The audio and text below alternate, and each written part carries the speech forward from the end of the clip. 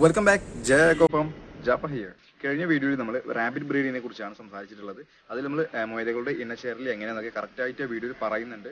അപ്പോൾ നിങ്ങൾ വീഡിയോ കണ്ടിട്ടില്ല എന്നുണ്ടെങ്കിൽ ഇവിടെ കാർഡിൽ കൊടുത്തിട്ടുണ്ട്, കണ്ടു നോക്കുക. നമ്മുടെ മൊയൽ കൃഷി സംബന്ധമായ വീഡിയോകളെല്ലാം കൂടി നമ്മളൊരു പ്ലേലിസ്റ്റ് ആക്കി വെച്ചിട്ടുണ്ട്.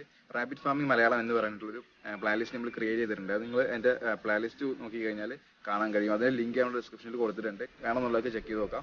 മുയലുകളുടെ ക്രോസിംഗ് കഴിഞ്ഞാൽ 10-15 ദിവസത്തിന്റെ ഉള്ളിലാണ് നമുക്ക് ഇവർക്ക് പ്രഗ്നൻസി ടെസ്റ്റ് ചെയ്യാൻ പറ്റും. അപ്പോൾ മുയൽ പ്രഗ്നന്റ് ആണോ അല്ലോ എന്നറിയാൻ വേണ്ടിയിട്ട് 5 വഴികളാണുള്ളത്. ഈ 5 വഴികൾ ഏതൊക്കെയാണ്, എങ്ങനെയൊക്കെയാണ് ചെയ്യാൻ പറ്റുക എന്നൊക്കെയാണ് ഇന്ന് ഈ വീഡിയോയിൽ ചർച്ച ചെയ്യാനായിട്ട് പോകുന്നത്.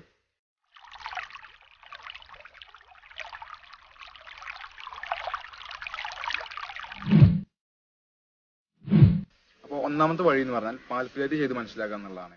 എന്ന് വെച്ചാൽ മൊയലുകളുടെ ഏകദേശം വയറിന്റെ ഭാഗത്തായിട്ട് വിരലുകൊണ്ട് നമുക്ക് ഇങ്ങനെ തപ്പി നോക്കി കഴിഞ്ഞാൽ നമുക്ക് ഏകദേശം ഒരു നെല്ലിക്കയുടെ രൂപത്തിൽ നമുക്കിത് അനുഭവപ്പെടും. അപ്പോൾ അങ്ങനെ ഉണ്ടെങ്കിൽ അവര് പ്രഗ്നന്റ് ആണെന്ന് മനസ്സിലാക്കാം. പക്ഷെ ഇത് ചെയ്യേണ്ട രീതി എന്ന് പറഞ്ഞാൽ ഒരിക്കലും നമുക്കൊരു 10 ദിവസം കഴിഞ്ഞ് 12 ദിവസത്തിന്റെയും 14 ദിവസത്തിന്റെ ഇടയിലാണ് ഈ ഒരു ടെസ്റ്റ് ചെയ്യേണ്ടത്. അല്ലാന്നുണ്ടെങ്കിൽ അബോർഷൻ ആവാനൊക്കെ ചാൻസ് ഉണ്ട്. അതുപോലെ തന്നെ ഇത് എക്സ്പേർട്ട് ആയ ഒരാൾ മാത്രമേ ചെയ്യാൻ സാധിക്കുള്ളൂ. അല്ലാത്തവർ ചെയ്ത് കഴിഞ്ഞാൽ, തുറക്കാരൊക്കെ ചെയ്ത് കഴിഞ്ഞാൽ അബോർഷനായി പോകാനും കുഞ്ഞുങ്ങൾ ചത്തുപോകാനൊക്കെ ചാൻസ് ഉണ്ട്. അപ്പോൾ നല്ലോണം പരിചയമുള്ള ആളുകൾ മാത്രമേ ഇത് ചെയ്യാറുള്ളൂ.